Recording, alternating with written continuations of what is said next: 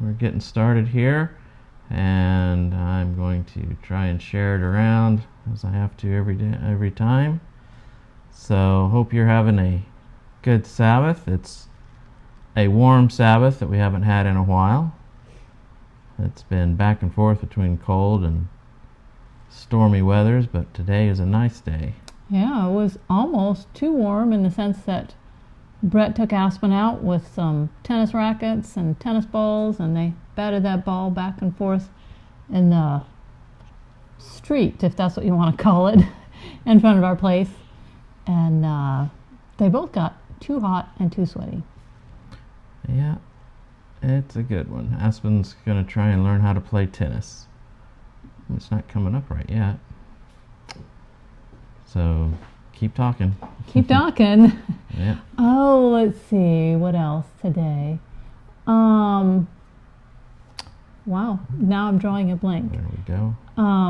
It looks like Brett has it shared to the feed right about one. now. There we go. Okay, page. And Brett took Aspen out with. Oh, there's audio apparently is working.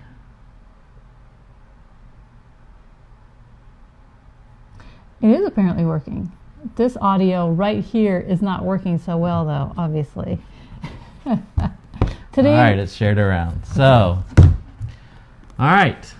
So, Miranda, today, what are we talking about today? We're talking about more of Abraham and Psalm 23, how Psalm 23 relates to things that Abraham did and such. So, yes, we're still on our Abraham kick.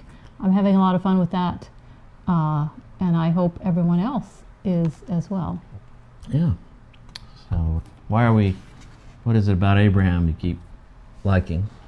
I don't know, it just sort of happened that way, because I had thought actually for quite a while that it would be fun to just take one story in the Bible and apply as many analogies and such to it as I could find. Mm-hmm. And I don't know, I got started with Abraham, and I wasn't really intending to do that with Abraham, but then there's always leftover ideas when I write something, and so it was like, oh, well, we'll use that idea next week. Oh, we'll use that idea the next week. And so we've got a bit of a series here of just using the story of Abraham every week and yet applying a different analogy to that. Mm-hmm. Yep. And today she's talking about cup runneth over from Psalms 23 and Abraham. So take it. Why are you handing me the phone? Okay. So I thought we were going to start with one of Aspen's videos first, but apparently we are not. No. So, okay. So, yeah, I got to thinking about that phrase in Psalm 23, my cup runneth over. And when I took a closer look at it, everything that came before that phrase, my cup runneth over, was everything that the Good Shepherd did for the sheep. The food that he provided, and the place of rest, and the water, and the protection from the enemies, and helping guide the sheep and keep them on the path and a place of safety and such like that. So all of that went into the cup, right? And so the verse right after that, the last verse, says, surely goodness and mercy will follow me all the days of my life, and I'll dwell in the house of the Lord for forever. Well, was that not God's goodness and mercy and the care of the sheep that went into the cup, right?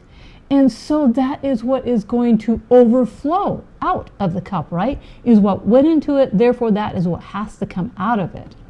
And so basically, God's relationship with me, all that God has done for me, right? God's relationship with me goes into the cup. And therefore God's relationship with me goes out of the cup.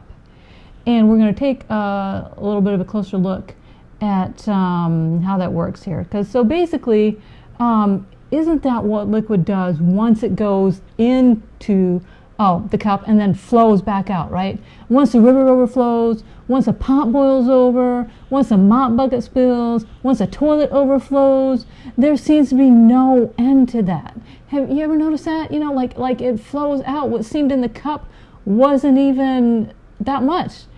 And yet, you spill that cup of coffee or juice or something like that, and you've got sticky stuff for days, no matter how much you wipe that spot up, right? And there's spots all over the kitchen floor over just one little spill. And so, anyways, so for whatever reason, it may not even seem like that much is in the cup, right? Or in the pot or the bucket. But once it flows out, it goes all over the place.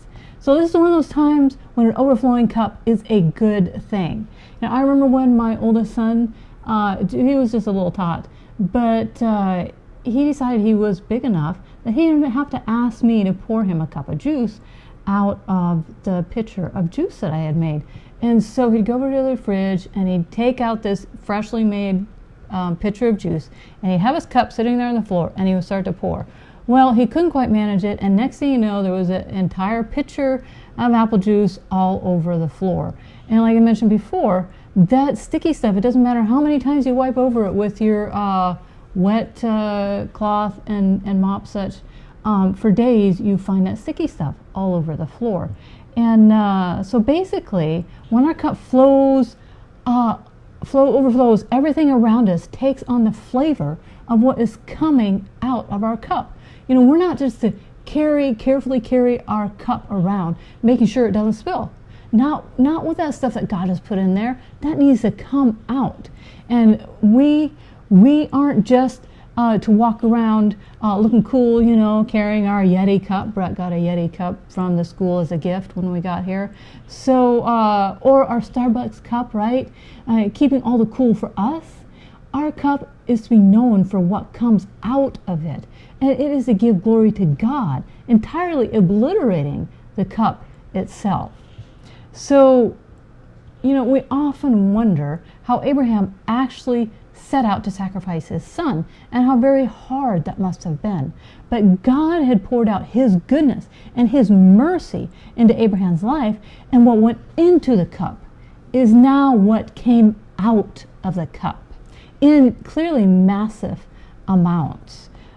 His protection of Abraham went into the cup. His protection of Abraham came out of the cup. Abraham had learned that God protecting him was better than him protecting himself. And so how did God protect Abraham? By asking him to sacrifice his son. You see, how can that be God protecting Abraham? Well, you know what? Let's look at it this way. When God asked Abraham to sacrifice his son, he did it so that he could be in a deeper relationship with Abraham, right? I mean, that's all that he wants. He wants a deeper relationship with each and every single one of us. And sometimes we look at those hard things in life and we don't want that, but when we stop to think of it as a deeper relationship with God, providing an opportunity for that, it becomes a whole different scenario. And so the deeper we go in our relationship with God, the more that he protects us by being the strength in our weakness. And so when Abraham chose to sacrifice his son because God told him to, this was his cup running over. What God had put in, it now flowed out in large amounts, more amounts than what would have seemed to have gone in. And so basically, what goes into the cup must come out. I mean, I don't really know what I would think if I poured in the morning the smoothie I had made into my glass jar, and when I drank it, it was coffee. It just doesn't happen like that. Sometimes it might be too bad, but So I can be pretty sure that when Brett pours his coffee into his cup, he's super thankful that it doesn't come out as a smoothie. Yeah, that's true. Right, yes. So anyways, wow, I have blown right through this. And, but also, I'm sure Brett would like to participate. Thanks for joining us today. This has been Miranda and Brett. Okay. But mostly Miranda, a little bit of Brett. No, actually, what I really like... Here, let's see. This way. Now let's talk. So, No, I don't know words in front of me. So this is what I really liked about, because I read this too before, but what I really liked about it's what goes into that, because you're talking about, and your cup runneth over, and I was reading some articles before about just generic pop psychology about, how to fill your cup, and there was like 32 things to fill your cup. Like take a bubble bath or drink a cup of coffee or something, and there's different advice on how to re-energize, recharge, and that's all interesting and good. But the concept of being what goes into your cup comes out of your cup is one of the big points you were making. And the second thing is, it's always a little surprising when you spill something. You have a full cup and you spill it.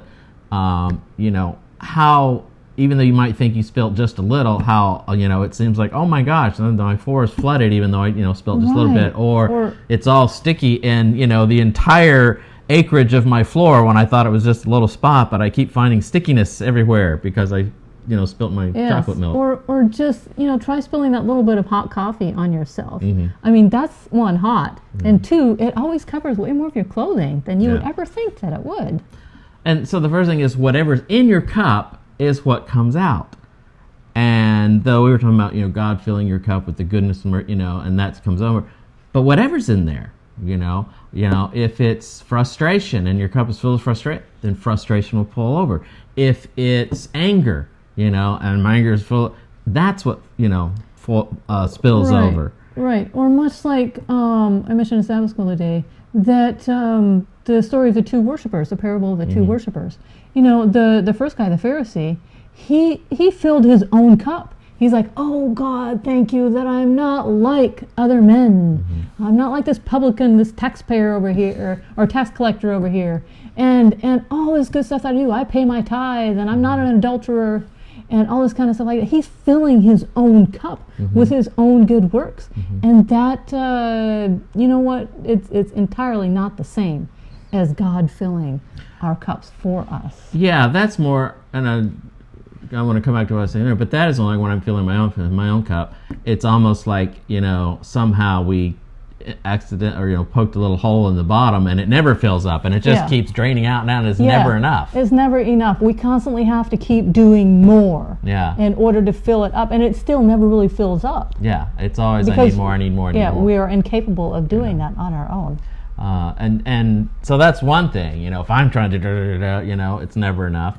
Another concept to think about, though, is also when we might let other people fill our cup up with things, and so now I'm talking, this good and bad. You can have some toxic relationships or whatever, and people are filling your cup up with I don't know, guilt or frustration or anger, and you let other people pour stuff in, and that stuff eventually fills up and it can overflow. Right. And just that, whatever those possible negative emotions might be, even those kind of overflow, a lot more comes out than what we might think, and it kind of can go everywhere in our life, and it's hard to clean up. Following the analogy here, when negative things fill our cup full over, and it affects our lives, and it's hard to clean up. Whereas you're talking about in Psalms 23, what I thought was interesting is, the Lord's my shepherd, I shall not want. He makes my green pastures. He leads me by still waters. He takes care of me, takes care of me, takes care of me. He does everything for me. And then David says, after all that, surely goodness and mercy will follow all the days of my life. It's that goodness and mercy that's filled our cup and overflows. Then that overflows into our life, into other people. And yes, and that too overflows at into more people's lives than we would perceive. Yeah. It may reach out, it may just barely touch someone, but it did. It did touch them, and it moves them in a direction that later they'll get another little nudge in that same direction by someone else. But all the same, it is God there using what He has put into us to help other people. Right. And so I think that's kind of the our big question today is what are you filling your cup with? What are you allowing your cup to be filled with? Who are you allowing to fill your cup?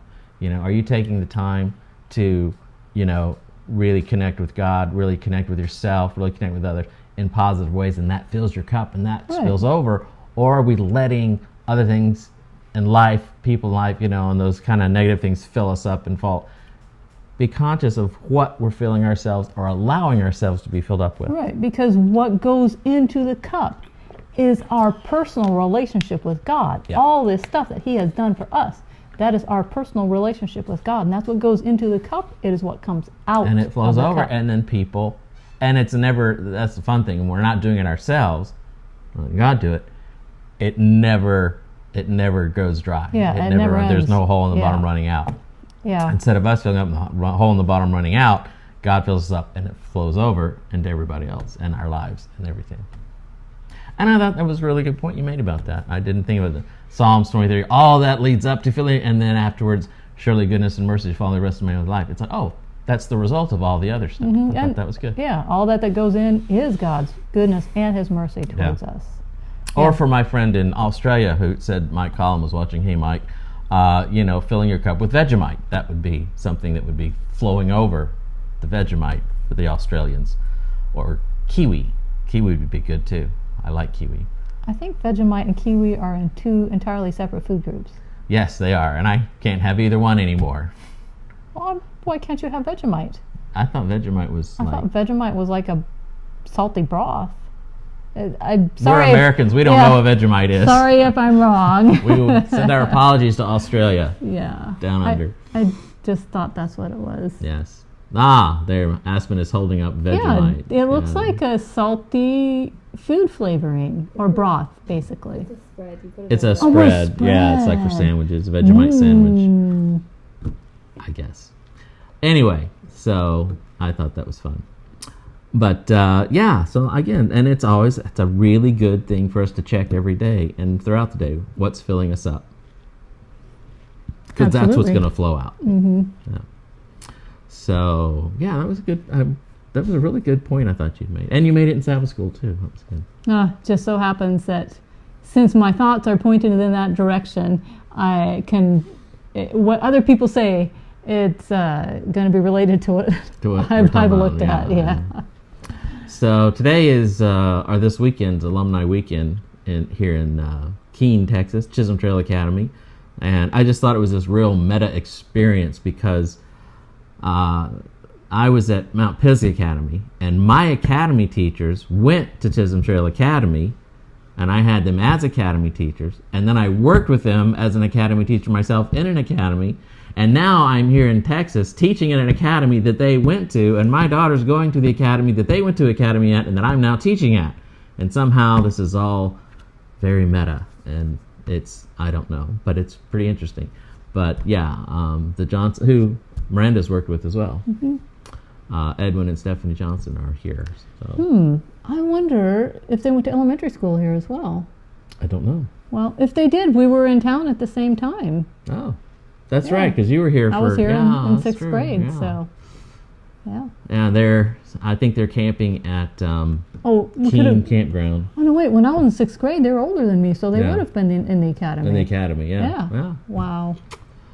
Yeah, there's campgrounds everywhere here in Texas. I did not realize camping was such a big thing in Texas because why would you want to camp in Texas? But many people do. Oh goodness! All those camper sales places we drive by. Yes, and the Jellystone campground, and so Edwin and Stephanie, why are you not at Jellystone? They have water slides. They have all kinds of things. Anyway, and so they're adventurous enough to do that too. That's true. Yeah. All right, so enough rambling. Thanks for joining us, and hope you had a good day. And it's a beautiful, at least down here it's beautiful. So if you're anywhere in beautiful Texas, go out and have some good, and the warm sunshine that Aspen loves to get out in. Warm sunshine. And have a great rest of your week, and we'll see you next time.